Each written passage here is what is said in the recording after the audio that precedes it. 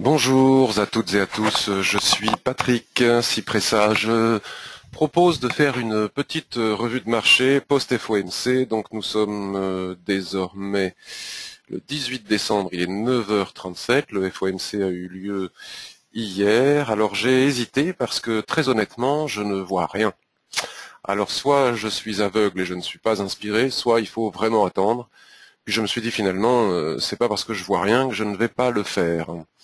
Donc j'ai pas non plus regardé excessivement longtemps. Donc je vais essayer d'être rapide.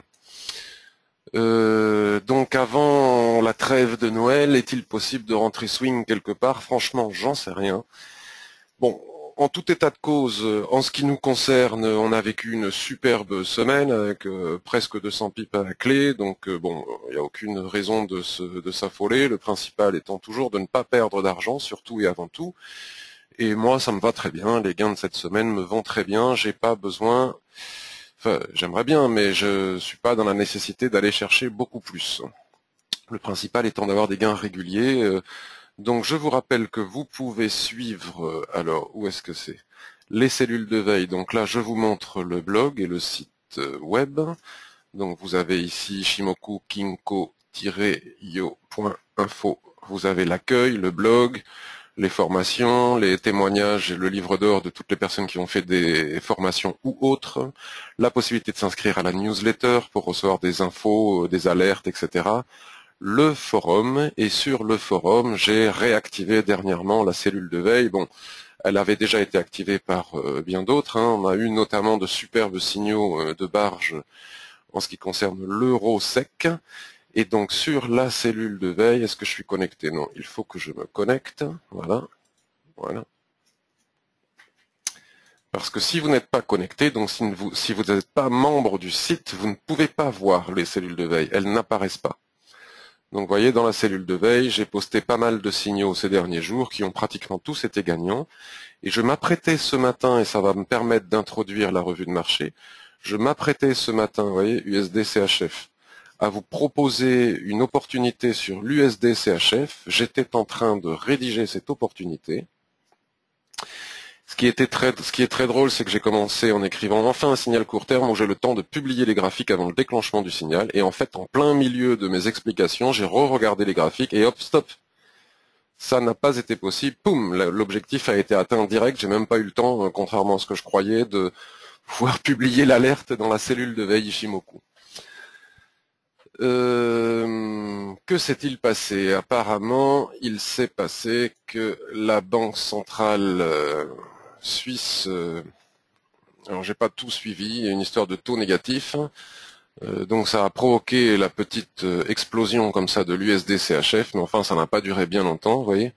On a fait cette mèche au-dessus, donc on a atteint l'objectif immédiat. Hein. Je voulais entrer ici à 0,9743 et je prétendais viser, si ma souris veut bien accepter de bouger, donc là elle ne bouge plus, je prétendais atteindre les 0,8785, donc il y avait 40 pips faciles à prendre ici, puis bon, le temps d'écrire, il y a eu cette décision de la Banque centrale suisse qui a provoqué cette poussée contre le CHF.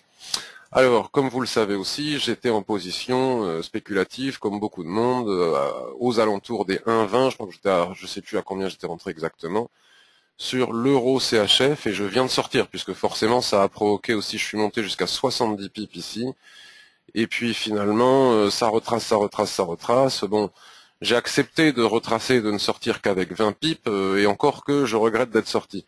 Parce que ce trade spéculatif, il n'était pas fait pour gagner 70 pips, il était fait pour gagner 400, pour viser un 24, un 25 avec une intervention de la BNS.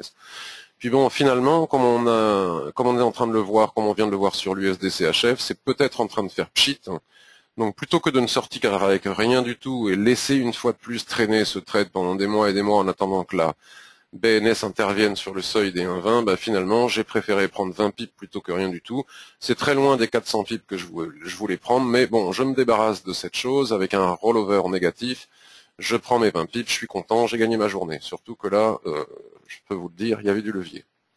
Puisque c'était très spéculatif et qu'il y avait de grandes chances de gagner ce trade, la seule chose était La seule condition était la patience. Bon, maintenant, la ligne droite qui est ici, c'est la Kijun H1. Est-ce qu'on peut vraiment se fier à l'analyse technique sur cette paire, étant donné qu'elle est totalement manipulée par une banque centrale? Je ne sais pas.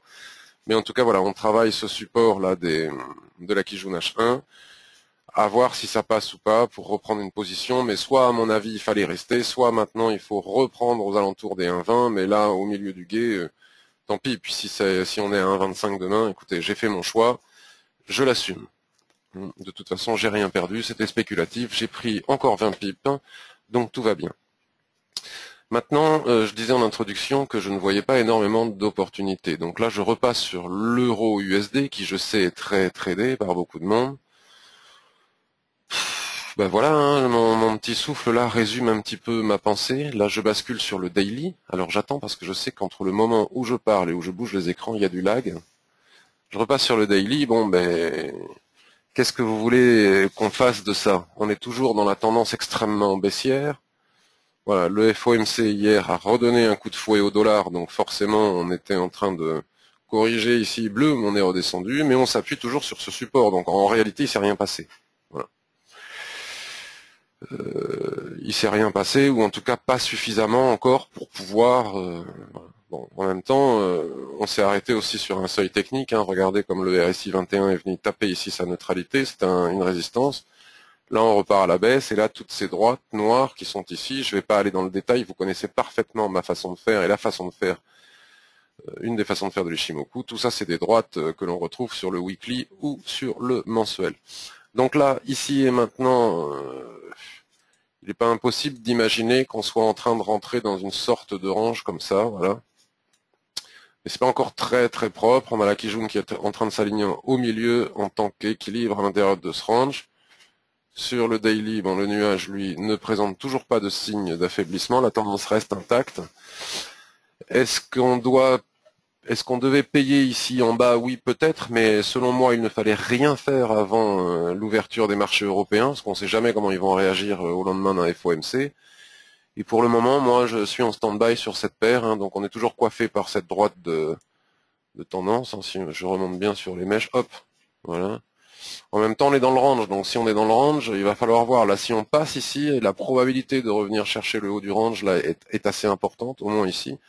Par contre, si on ne passe pas, parce que malgré le range, on est quand même coiffé par cette droite, je vais enlever celle-ci, qui n'est plus intéressante. Si on ne passe pas, et qu'on casse ici en bas, la probabilité de venir chercher l'objectif suivant à 1,2140, 45, 50 si on va être plus prudent, est assez importante. Donc pour trouver un bon timing, je vais basculer sur le 4 heures. Et puis voilà, il suffit d'attendre. Donc on va affiner ici. Il faut qu'on affine ici sur les plus bas, hein, ne pas rentrer avant. Voilà. Donc il n'est pas impossible qu'on se retrouve en haut du range en fin de journée ou je ne sais pas quand. Par contre, si on venait à casser ici les 1,2256, il y a moyen, à mon avis, d'entrer short pour prendre une centaine de pips ici sur le seuil suivant. Donc toujours pareil, soit on rentre sur cassure si le ratio entre le stop et l'objectif le permet, et plus prudent encore, on voit bien que quand l'euro USD casse, il fait des pullbacks hein, quand même. Donc là, on est en... Voilà, si on casse ici, peut-être que l'idéal serait d'attendre un pullback pour rentrer en position. Voilà. GBP USD. GBP USD, c'est à peu près la même chose. Donc on va basculer sur un graphique daily. Voilà. Je vais même carrément basculer sur un graphique mensuel. Parce qu'en réalité, ce qui se passe sur le GBP USD, c'est qu'on est dans un range, une dérive latérale de long terme, hein, vous voyez. Le nuage se met complètement plat à l'horizontale, les droites de l'Ishimoku sont à plat, on est dans cette dérive latérale légèrement orientée, certes. Là, on peut peut-être tracer une droite, il serait intéressant de la tracer pour voir si on passe par la zone actuelle. Mais si réellement on est en range, on devrait atteindre le bas du range. Bon, maintenant, avec les banques centrales, etc., on ne sait jamais. Surtout si le dollar se raffermit vraiment, continue sa progression, la probabilité d'atteindre ici les 1,52 est assez importante sur le GBP USD. Mais, ici et maintenant, les prix sont au niveau de cette Tenkan, voilà, c'est la droite rouge que j'ai dessinée en dessous. Puis ici, la droite en dessous, c'est une extension de plat Tenkan qui est ici. Donc sur du mensuel, le moindre petit morceau de plat Tenkan est un seuil dont on doit absolument tenir compte. Et la droite noire en dessous, c'est l'extension de ce plat Kijun qui est ici. Si je ramène tout ça sur le weekly, bon, j'ai laissé mes vieux carrés, mes vieux Fibos. Toujours intéressant, ces Fibos, il faudrait peut-être il reste d'actualité. Hein. Si on vient à casser ici, on a tous ces seuils à atteindre par la suite. Voilà, sur le weekly, c'est encore plus clair. Regardez, la Tenkan mensuelle, bah, c'est ici un long et plat SSB aligné à un long et plat Kijun. Et toutes les droites en dessous sont forcément des seuils aussi dont on doit tenir compte. Donc c'est comme l'euro USD, on a nos seuils, il faut attendre le signal. Pour le moment, il n'y en a pas. Pour le moment, la probabilité est comme l'euro USD d'avoir rebondi sur la borne basse du canal. Là, on est en train de faire un marteau. Bon, il faut voir, hein, parce que pour le moment, ça c'est insignifiant, c'est pas suffisant, ça pour ça c'est plutôt des configurations baissières. Il n'y a que ce marteau en construction, mais il n'est que 9h48. Il faut attendre 11h la clôture pour en savoir un peu plus. Et voyez comment on travaille la fameuse droite rouge, là, la fameuse Tenkan mensuelle, le plat SSB. Donc on a quand même ici un fort support. Et si on vient à casser en bas, ben on a tous les objectifs, vous voyez, qu'on vient de tracer. Ça m'agace ces lenteurs là de. Voilà. Rien n'empêche, comme les espaces sont quand même serrés, rien n'empêche d'essayer d'entrer en anticipant les signaux sur le H1 et sur le M15, comme vous connaissez déjà. Et comme vous savez, de quelle façon il est possible de le faire, à condition bien sûr de respecter cette règle absolument importante et être très rigoureux avec elle, c'est-à-dire que si on entre en clôture d'un TF inférieur, admettons le 15 minutes, il faut impérativement qu'à la clôture du TF supérieur, c'est-à-dire le H1 puis le H4, cette cassure soit validée, sinon ça se transforme en une mèche c'est un ressort et c'est plutôt haussier.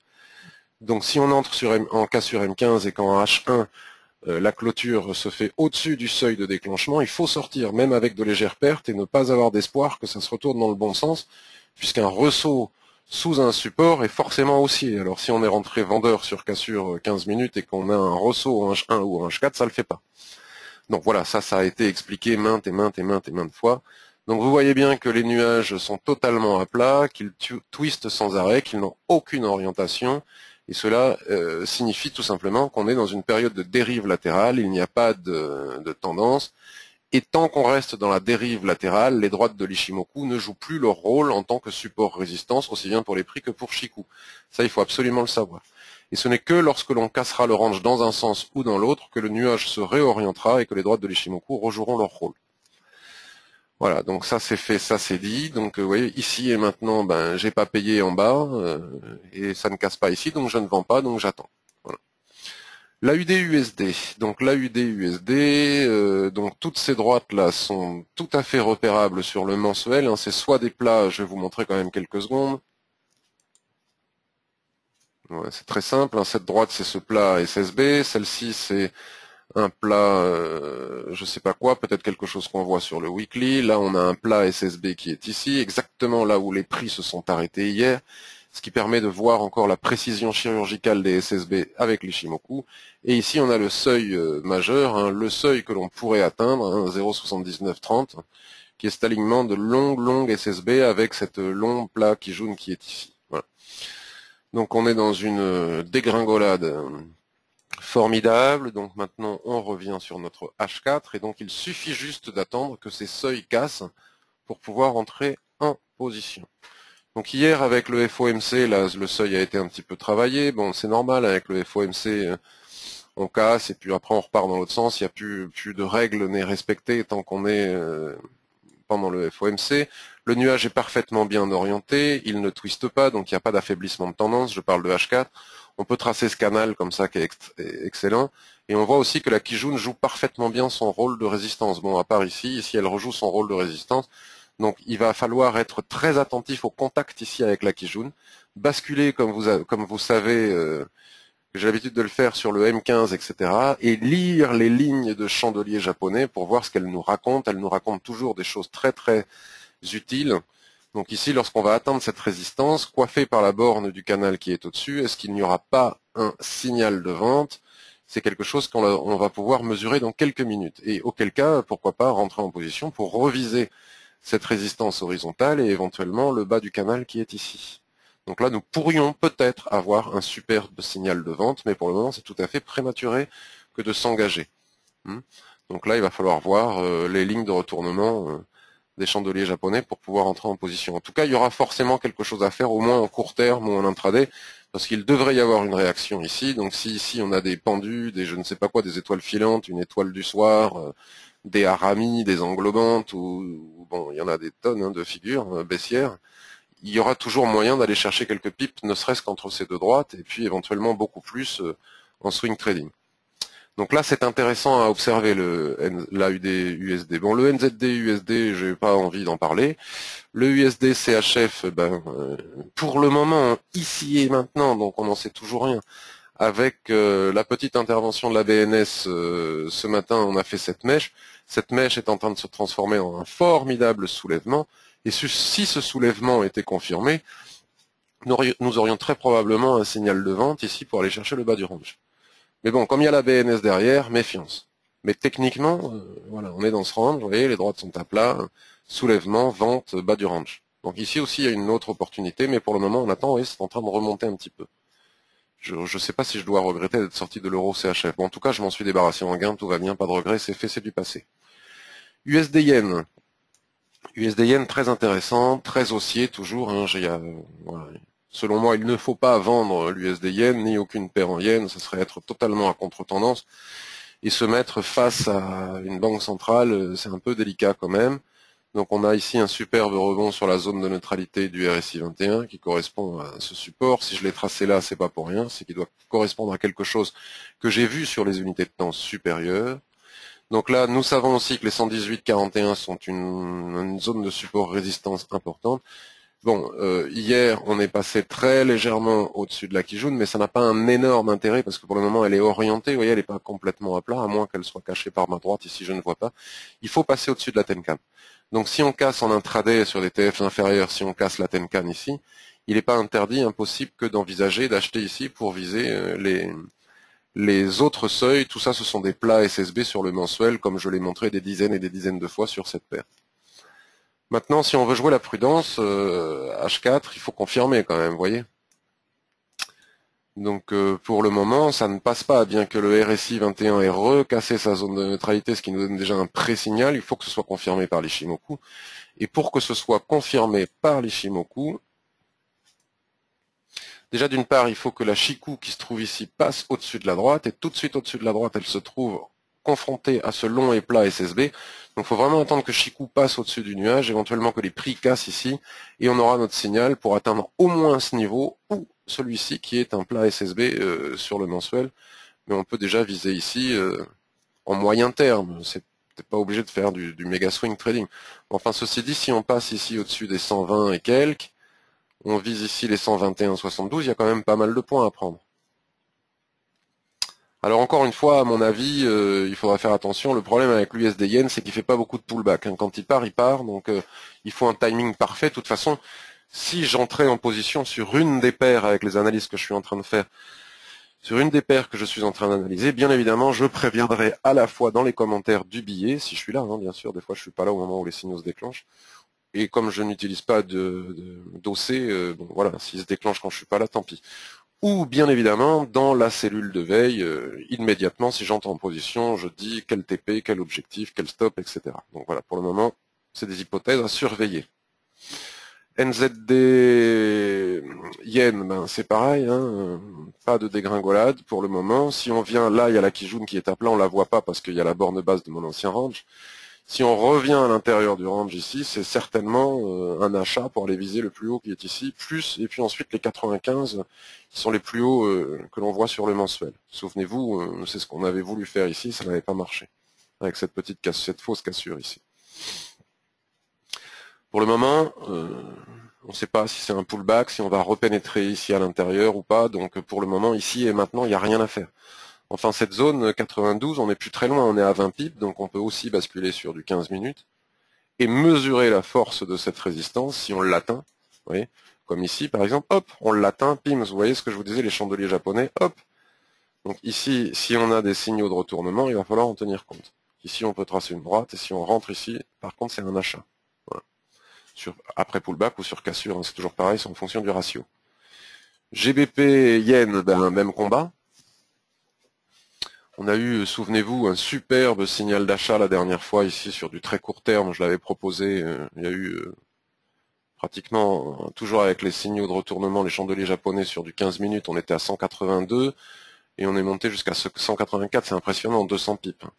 Bon, là, on est coiffé par cette droite, vous voyez, donc c'est exactement la même chose. Il faut attendre que Chikou repasse. On est dans une configuration très semblable à celle de l'USD Yen, c'est normal. Si on repasse par là, on a ces premiers objectifs ici, puis ensuite toutes les SSB du mensuel. Il y a vraiment beaucoup de marge, et certainement dans les jours, les semaines à venir, à mon avis, les paires en yens vont encore une fois être celles qui risquent d'être les plus simples à trader et les plus rémunératrices, bien évidemment, à l'achat. Il suffit d'attendre. Quand ça baisse un peu, comme ça on attend. On attend que ça remonte, puisque de toute façon, il y a la BOJ derrière, et à mon avis, c'est pas prêt de dégringoler.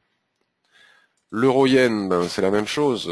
Comme il s'est... Bon, mais ça, c'est des anciens... Voilà. Il s'est pris une tôle hier avec le FOMC, l'euro, mais bon, on reste dans une dérive latérale. Et c'est pareil, hein, si on venait à repasser au-dessus, ici, vous voyez, configuration encore une fois tout à fait similaire. Si on venait à repasser au-dessus ici, nous aurions des signaux d'achat. Je vends pas. Bon, je peux vendre à très court terme, hein, mais là, on est en train de regarder des opportunités de swing trading, moyen terme. Je vais basculer en 15 minutes parce que, bien évidemment, quand je dis je vends pas, c'est... Voilà. De toute façon, là, c'est clair comme de l'eau de roche. Hein, vous voyez, le nuage est totalement à plat et à l'horizontale. Il sait pas trop ce qu'il fait. On est dans une dérive latérale. Pour le moment, il n'y a rien à faire. Elle est même pas très propre, cette dérive latérale, donc on est dans l'attente. Vendre, certainement pas. À court terme, peut-être, si on casse ici, on peut viser les plus bas. C'est tout à fait possible, mais pour le moment, on est en train d'avaler ici, sur du 15 minutes. C'est pas du tout baissier. Alors, les indices, les indices, ben, c'est pas non plus super simple. Peut-on envisager le fameux rallye de Noël, etc. Ben, pour dire la vérité, en ce qui me concerne, ici et maintenant, j'en sais rien. Donc on aura sans doute plus d'informations avec l'ouverture de Wall Street. On va voir comment est-ce qu'ils ont digéré le FOMC. Déjà, le RSI 21 nous donne une information immédiate, c'est-à-dire qu'il a cassé sa zone de neutralité en daily ici, puis là il revient la tester, donc on est plutôt sur un pullback. Il faut casser pour pouvoir acheter. Si on casse, on a certainement un signal d'achat, c'est clair. Donc hier, on a réintégré le canal haussier de long terme, vous voyez. Bon, cette plateforme qui bug là comme ça m'agace, vous pouvez pas imaginer cette lenteur. Donc ici on a cassé, on s'est arrêté sous la Kijun hier soir suite au FOMC, et là ce matin la séance européenne pousse un petit peu, mais alors c'est vraiment pas significatif. Enfin moi j'entrerai pas à l'achat maintenant parce que les Européens poussent en sachant qu'on est souvent pris à contre-pied par les Américains l'après-midi.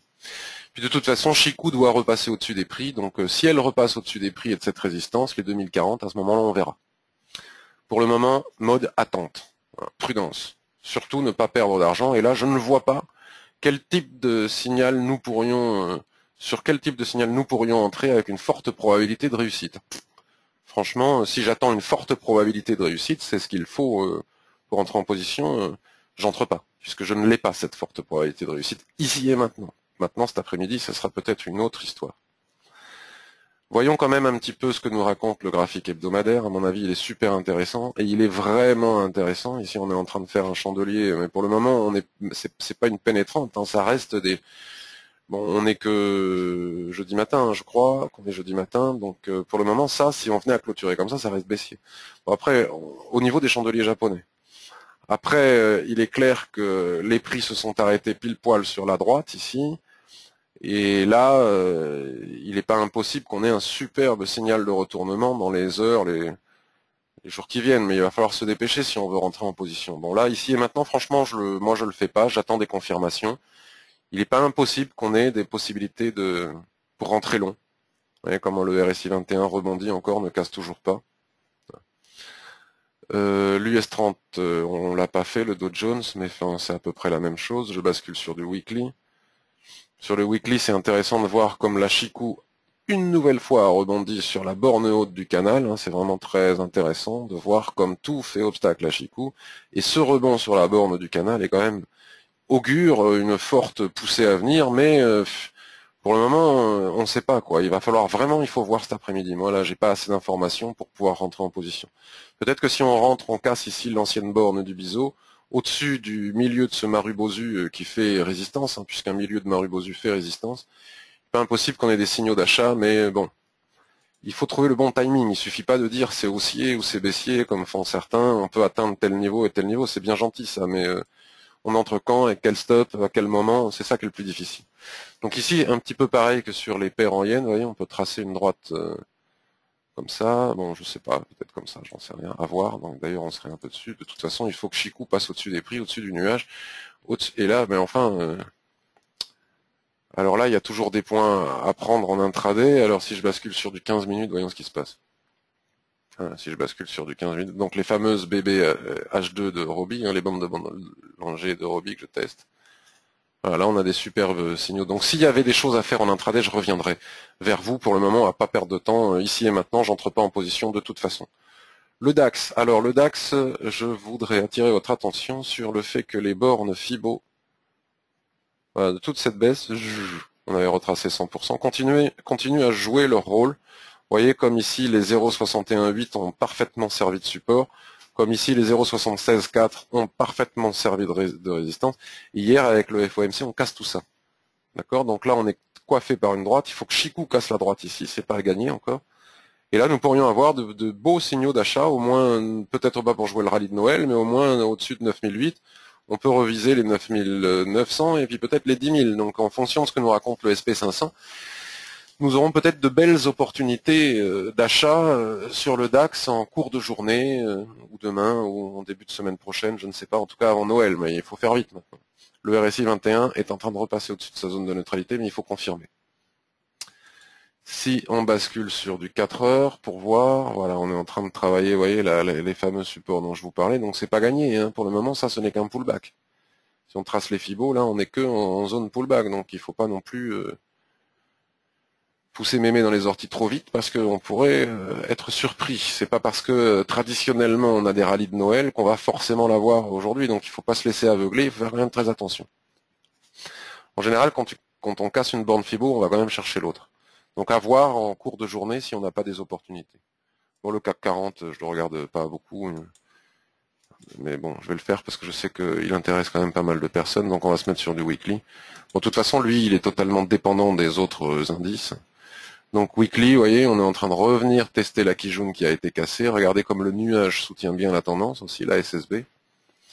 Donc là c'est pareil, là il y a des opportunités. Si on casse les 4200, on peut viser 4245, et puis ensuite on peut viser 4290, 4300, c'est pas impossible.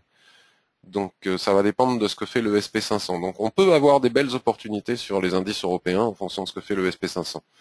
Là, sur Daily, il faut quand même repasser au-dessus des prix. Donc ça doit être 50% de retracement Fibonacci, hein, puisque Kijun à plat comme ça, et hop, hop, Fibonacci, hop, pile poil 0,50% de retracement.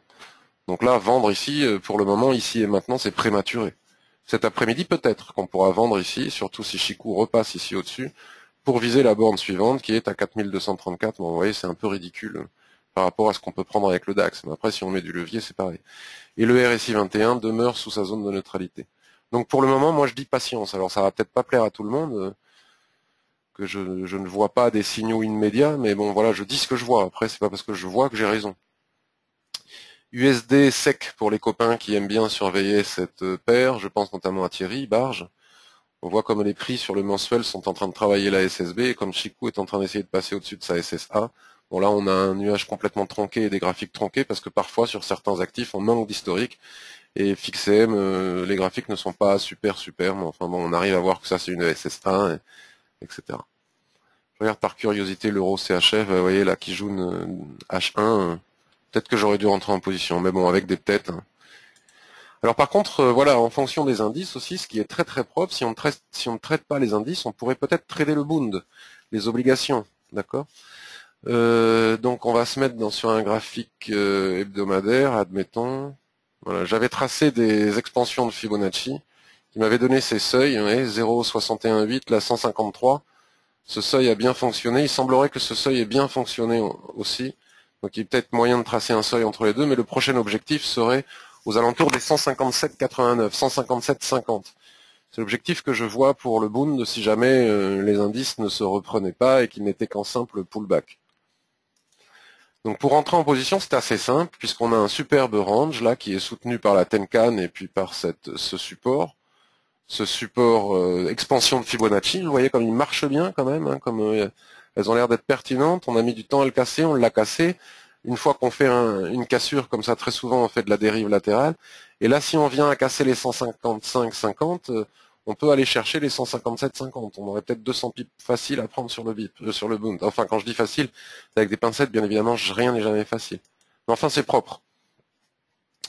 Si on bascule en M15, c'est assez sympa aussi. Déjà, on s'aperçoit qu'on peut trader le range. Alors, ce qui serait super, c'est qu'on soit en train de faire une rotation partielle ici à l'intérieur du range. Regardez comme ce range est propre, hein, avec le nuage parfaitement bien aligné au milieu. Donc là, les droites de l'Ishimoku ne jouent plus leur rôle. Sauf quand on vient à faire une rotation partielle dans le range. Hein, j'en ai déjà parlé 1000 fois des rotations partielles. J'ai écrit des papiers sur le forum pour ceux qui découvrent dans le range. Si on fait une rotation partielle ici, la probabilité de casser par le haut est importante. Donc si on casse ici, on peut rentrer en position. Si on fait des soulèvements, on peut vendre. Si on fait des ressorts, on peut acheter. Donc c'est assez sympa. Le Bund est assez sympa. GBP AUD, donc j'ai écrit sur mon papier hier, mais on m'a raté, hein, que je surveillais, bon en même temps, il n'y a pas d'affaiblissement de tendance, il n'y a toujours pas de twist du nuage. C'est pas parce qu'on fait cette mèche basse, enfin ce chandelier, que la tendance est remise en question. Je montrais comme la Kijun entrelacée dans la droite de tendance jouait bien son rôle. Et donc j'envisageais des achats ici lorsqu'on reviendrait sur la borne basse de la droite ou sur la Kijun. Bon, mais bien évidemment, tout ça, ça s'est passé hier avant le FOMC, donc on fait rien pendant le FOMC. Mais là, il est clair que si on reprend et la Kijun et la droite ici, c'est un achat pour viser en premier objectif cette résistance horizontale et ensuite le haut du canal, selon moi. Et même, et quoi qu'en disent les graphiques sur les TF supérieurs, de toute façon, on a de la marge. J'ai vu que le temps que Chikou atteigne la SSA sur le mensuel, il y a quand même de la marge pour prendre pas mal de pips. Et puis on vise le haut du canal, on se prend pas la tête. On n'est pas obligé d'attendre de rester en position jusqu'à ce que Kijun recasse, on vise le haut du canal. Euro AUD, c'est un peu pareil, on regardera après. Alors le pétrole, j'y touche pas. Je sais pas, j'ai rien à dire sur le pétrole, voilà. Le silver, bon ben le silver, Chikou n'arrive toujours pas à casser cette droite de tendance ici, donc tant qu'elle ne la casse pas, il n'y a rien à acheter. Hein. On voit bien comment c'est bloqué ici. Ok. La tendance reste baissière. Le gold, bon ben j'avais eu des échanges avec quelqu'un sur la file Daily FX qui m'expliquait jusqu'à quel point Ishimoku ne voyait pas bien et que c'était haussier et que c'était super haussier et qu'on allait tout péter à la hausse. Bon, pour le moment, on pète rien du tout à la hausse. On est toujours coiffé par la borne du canal. Vous voyez, on l'a réintégré ici et c'est pareil. Hein, tant que Chikou ne repasse pas au-dessus, il n'y a rien à trader à l'achat, selon moi, sur le gold. J'espère que je vais pas devoir refaire la vidéo et qu'elle va pas être... voilà. Regardez sur le daily comme Kijun a parfaitement bien contenu les prix. Ok. Malgré cette petite sortie en dehors du canal, là on réintègre. Là pour le moment c'est l'indécision la plus totale. Est-ce que ça va devenir une couverture en nuage noir? Si on passe sous les bandes Fibo qui sont ici, hop, on pourrait très vite se retrouver en bas du canal. USD CAD très corrélé au pétrole, on en parlera plus tard. Là pour le moment il est dans un range infernal. Donc quand vous voyez apparaître les bandes de Bollinger, c'est pas que je les utilise, hein, c'est que je les teste. Et je voulais qu'on voit aussi l'euro AUD pour terminer, puis après je fais un résumé de tout ce que j'ai raconté. Euro AUD, euro AUD, euro AUD. Bon, l'euro AUD, il n'est pas en grande forme, mais bon, mon plan a du plomb dans l'aile. Hein. Pas de twist du... Voilà. Gros plomb dans l'aile, mais il fallait s'y attendre. Hein. C'est ce que je mettais sur mon papier la dernière fois, le billet du blog précédent. Vous regarderez le problème avec les paires croisées. C'est que l'euro USD, il était sous résistance et l'AUD USD sur support. Donc si l'AUD USD rebondit sur support et que l'euro USD, lui, rebaisse sous résistance, forcément, euro AUD, ça crée cette situation. C'est ce qui rend des fois les paires croisées difficiles à trader. Bon, là, on ne sait pas ce qui va se passer. Pour le moment, c'est pas vendeur, hein, puisqu'on a quand même du support partout, le nuage, etc. Donc il faut attendre avant de vendre, hein, selon moi, je suis pas pressé. Par contre, si on réintègre le canal, c'est un achat. Selon moi. Ce qu'il faut surveiller aussi, c'est la clôture hebdomadaire, parce que la clôture hebdomadaire, voyez, et j'ai tracé tous les objectifs la clôture hebdomadaire. Donc on a pris le twist ici, on a cassé avec ce Marubozu, qui est quand même relativement volumineux. Bon, on voit pas grand chose parce que j'ai des traits partout. Mais Chikou n'est pas passé. Regardez comme Chikou n'a pas passé ici sa Kijun. Donc c'est ce que je disais, c'est Trader la tendance H4 que je vous ai montré, c'est ce que je disais sur le billet précédent, vous le lirez, serait vraiment intéressant à partir du moment où on sera passé au-dessus de cette résistance. Là, si on casse les 1,51, on a les 1,54 en ligne de mire, hein, vous voyez, immédiat, et au-dessus, on a les 1,57 en ligne de mire, et puis si on regarde sur d'autres graphiques, on peut aller encore beaucoup plus haut. Mais là, après cette magnifique poussée, il faut bien que ça retrace un peu, ça remet pas en question la tendance. Là, on est en train de décider une superbe étoile filante, mais demain soir, peut-être que l'étoile filante aura été éliminée, je ne sais pas. Donc en tout cas, c'est clair qu'il ne faut pas acheter maintenant, mais si on venait à réintégrer le canal ici, cela voudrait dire qu'on aurait sans doute, on serait passé au-dessus de ces niveaux weekly, c'est ce qu'il faudra vérifier, et que nous aurions de très très très jolis jours devant nous pour trader la tendance. Voilà, donc parfois on a un plan de trading, hein, c'est ce que j'ai annoncé, il se déclenche, bingo, il se déclenche pas, ben tant pis. Voilà, bon là pour le moment, il est en train de se prendre une jolie tôle. Mais on attend. Quoi dire de plus? Euro, GBP, ça m'intéresse pas.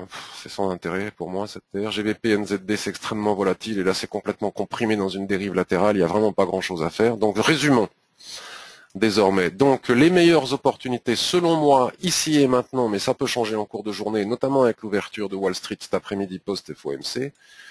C'est le Bund. Soit trader ce range M15, vérifier ici la rotation partielle et éventuellement la cassure ici pour aller viser les 157,50 qui sont des expansions de Fibonacci. Pif pif, on pouvait en tracer d'autres différemment, mais je trouve que celles-ci sont pertinentes. Voilà, et nous aurions donc un niveau ici intéressant aux alentours des 157 et des poussières. Donc je reviens sur le M15. On va se mettre en H4, c'est pareil, hein, le range, voilà, si on casse ici les plus hauts du range, hop, signal d'achat. Si on casse ici à la baisse en intraday, pourquoi pas à contre-tendance, j'y avais pas pensé.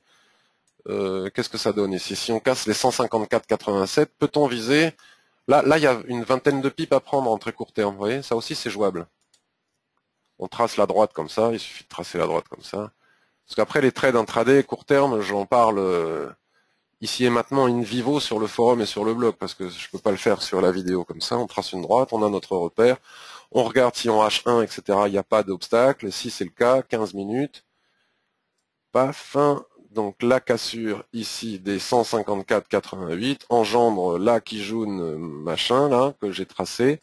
On peut l'aligner sur ce plat SSB et là, hop, en 5 ou 15 minutes, on a un trade court terme à faire ici qui est très sympa. Donc opportunité d'achat dans le sens de la tendance en cassure de range pour aller chercher les 157 ou des objectifs intermédiaires en très court terme à contre-tendance, mais pour aller, si on casse ici, à mon avis, rien n'arrêtera les prix jusqu'à 154,66. Et c'est très simple. GBP AUD, ben on en a parlé, hein, la réintégration du canal ici serait selon moi un superbe signal d'achat. Idem pour Euro AUD. Le gold, etc., blablabla, rien à dire. Le pétrole, je ne le trade pas. Euro, USD, on a des opportunités. Vous voyez, on est en train de dessiner un marteau ici. Bon, c'est indécis pour le moment, mais en tout cas, dans le sens de la tendance de fond, si on vient à casser ici les 1,2250, on a en ligne de mire les 1,2140, 1,2150 et ensuite les 1,20, on va dire. Donc, il suffit d'attendre. Et si on ne casse pas par le bas, ben, on peut trader le range. Ou attendre d'en sortir soit par le haut, soit par le bas. GBP USD, ben vous voyez, idem, sauf que là, le bas du range a parfaitement bien réagi. Vous voyez. Là, c'est ce que je vous montrais. On fait un ressaut. On fait un ressaut sous le bas du range. Et là, on est en train de remonter. Alors, voir si on fait une rotation partielle à l'équilibre. Là, de toute façon, c'est trop tard. Il fallait entrer soit en bas. Rotation partielle à l'équilibre. Par contre, si on casse l'équilibre, la probabilité d'aller chercher le haut du range est très importante. Donc là, nous pourrions acheter au-dessus des 1,57. On pourrait acheter pour aller chercher les 1,57,75. Au milieu, dans le ventre mou du range, en plein milieu, on fait rien. Enfin, selon moi. La rotation partielle ici engendrerait certainement une cassure par le bas, et donc si ça casse par le bas, on a tous nos objectifs. AUD, USD, ben, on mesure, là, on est en train d'arriver dessus, la clôture H4 c'est dans 45 minutes, on est sur la Kijun, donc je vais le faire en temps réel. On bascule sur le 15 minutes, alors attendez, il aurait été plus judicieux que je la trace. Voilà, donc comme on était en train de parler, ben je ne l'ai pas vu. Quelle heure est-il? On vient de clôturer en 15 minutes, 10h15. Voilà. Bon, c'est prématuré, de toute façon. voyez, les prix sont montés comme ça, la probabilité d'une correction ici sont très importantes. Donc si ce chandelier, c'est de la contre-tendance évidemment, mais en court terme, hein, je veux dire, parce qu'à long terme on est bien baissier. Mais si ici on fait un chandelier de retournement, une couverture en nuage noir, un avalement, une englobante, on peut rentrer short pour venir chercher la SSB ici. Voilà. Qu'est-ce qu'elle plante cette plateforme, c'est insupportable.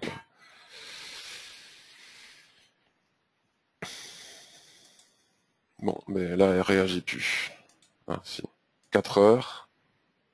Et en 4 heures, par contre, vous voyez, ça serait intéressant, là, on pourrait éventuellement vendre ici, avec le stop au-dessus de la droite, voyez, et puis revenir chercher ou les plus bas ou cette région. Donc je rebascule sur du 15 minutes. Donc il y a deux opportunités, vous voyez, là on est en train de commencer à faire de la couverture en nuage noir, mais enfin il faut attendre la clôture du prochain chandelier. Donc si on confirme ici, on peut venir chercher un objectif de 20 pips ici, mais on peut aussi essayer de rester en position pour aller chercher le bas. C'est un choix à faire. Si je me mets en 5 minutes, en 5 minutes, il est quelle heure? Dans 2 minutes on clôture et dans 2 minutes on fait un avalement ici. Possibilité de rentrer direct avec un superbe ratio ici, avec le stop juste au-dessus. Un superbe ratio, on vise 1 la Tenkan en très court terme, 2 la Kijun, et 3 on continue à rester en position si ça marche. Donc là on pourrait avoir une très belle opportunité ici et maintenant. Je vais surveiller pour rentrer en position moi dans 2 minutes. Et puis, qu'est-ce que l'on a dit d'autre? USD CHF, surveiller si on casse ici, bon, avec cette résistance pour des achats, on fixe les objectifs sur le daily, le mensuel, le weekly, j'ai pas encore regardé. Et si on confirme ici ce soulèvement, on peut vendre pour atteindre le bas du range. USD Yen, j'ai dit qu'il fallait attendre un petit peu, mais que nous pourrions avoir de superbes opportunités d'achat dans les heures et les jours à venir. NZD JPY, il est en train de venir chercher la résistance ici. Donc je sais pas, doit y en avoir une un peu plus basse, vous voyez, au niveau de la mèche ici. Regardez les chandeliers de retournement hein, qu'on est en train de dessiner, donc il faut attendre de confirmer, mais moi je serais plutôt à l'acheter ici si on re-rentre dans le range. Bon, s'il faut attendre 45 minutes à chaque fois qu'on clique sur le bouton, on va pas s'en sortir. Voilà, si on re-rentre dans le range, admettons au-dessus, ici, hop, on peut acheter, voilà, etc., etc. GBP et JPY, faut attendre de casser le canal, la droite, etc. AUD, USD en 5 minutes, regardez comme c'est beau ça.